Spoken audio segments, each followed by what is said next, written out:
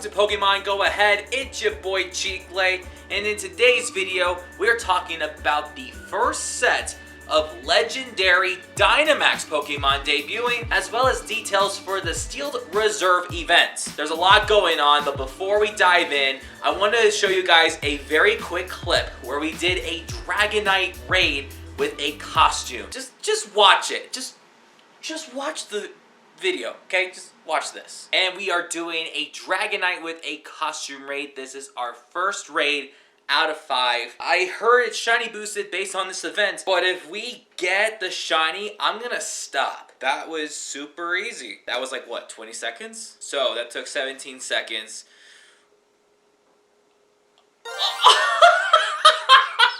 Wait a minute. Wait, I gotta do that again. Wait. Shiny Dragonite on the first raid. Let's go. 1 shake, 2 shake, 3 shake.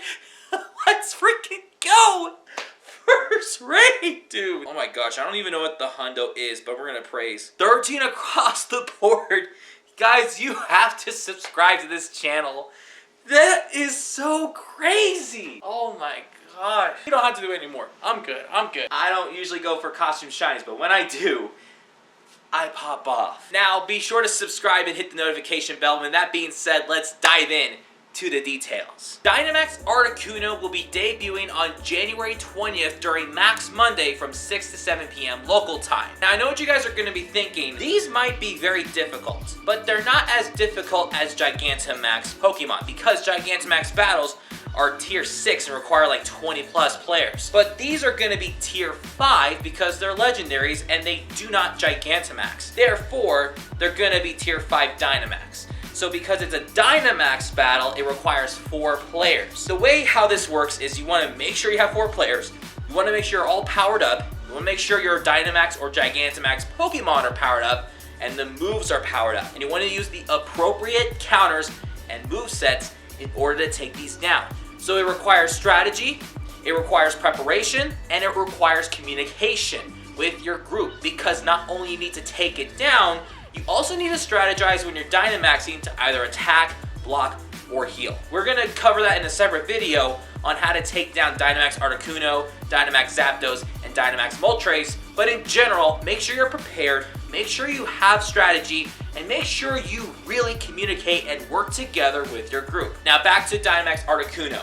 After the Max Monday, what is it called? Max Monday? After the Max Monday, it's still gonna be in Max Battles until January 27th, and Dynamax Zapdos will be taking over during that following Max Monday. And then after that Max Monday, it will be continuing to be in those Max Battles until February 3rd. Then Dynamax Moltres will come in and will be doing its Max Monday feature, and then after that, it will be there until February 9th. And as you assume, yes, if you're lucky, you may get a shiny Dynamax Legendary Bird. The best way to get it is probably Max Mondays, just because there's an increased amount of birds in every power spot. But you don't necessarily have to do it if you're unavailable on Monday nights. You could just do it any other time, maybe before and after a weekend event, like Community Day, weekend, right? The Community Day Classic for Ralts, that could be a good one. Then we have details for the Sealed Reserve event, which is going to be on Tuesday, January 21st at 10 a.m. all the way through Sunday, January 26th at 8 p.m. local time. Rookidee and its evolution line will be debuting for the first time. You have to evolve Rookidee into Corvusquire with 25 Rookidee candy, and then evolve Corvusquire into Corviknight using 100 Rookidee candy. Another part of the special seasonal research is going to be active. So if you're all caught up and you're just waiting for the next step of the research to come out, you guys can be able to complete it. And then of course the event bonuses for the Sealed Reserve event include charged TMs helping Shadow Pokemon forget the charge attack frustration.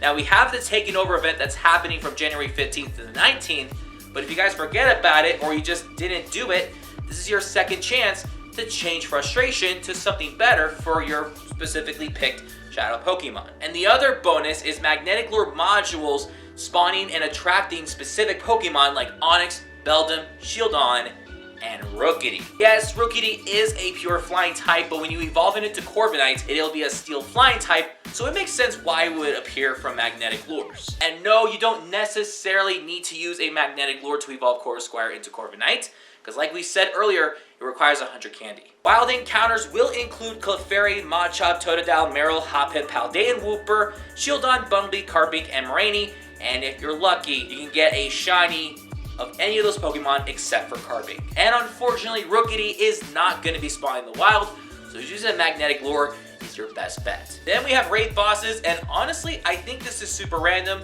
but in 1-star raids, we have Lickitung, Skorupi, Pancham, and Amora. I think that's weird, but we're just gonna go with it. Nothing specific in 3-star raids, but in 5-star raids, we're gonna be having Deoxys attack and defense forms until January 24th. Then after that time period, Dialga will be appearing. Then in Mega Raids, we have Mega Gallade, which is gonna be a new Mega Evolution, and it'll be in Mega Raids until January 24th. Then Mega Medicham will be taking over after January 24th. In 2-kilometer eggs, we will be hatching Shieldon, Carbink, Moraine, and Rookidee. So another way to get Rookidee with better IVs is by hatching eggs. And then there's event theme field research tasks that'll give you some rewards, such as Pokeballs, Revives, Super Potions, and encounters with event themed Pokemon. Hopefully we can get Rookidee, and hopefully Rookidee from an easy task, because that's another good way to get Rookidee with good IVs. $5 pay time research, guys. There are some times you would want to buy a ticket, and there are some times you just don't want to, and that's like the majority of the time. This is like one of those things you're like, you should probably just don't even bother. But for those of you who are very curious, let's read it out anyway. You buy this $5 pay time research during the Steel Reserve event, you get a bonus of 2 times Hatch Stardust. And then the rewards for completing it, you get 5,000 XP, 20,000 Stardust, 1 Elite Charge TM, and certain encounters with Galarian Weezing, Azumarill, Diggersby, Clodsire, and more.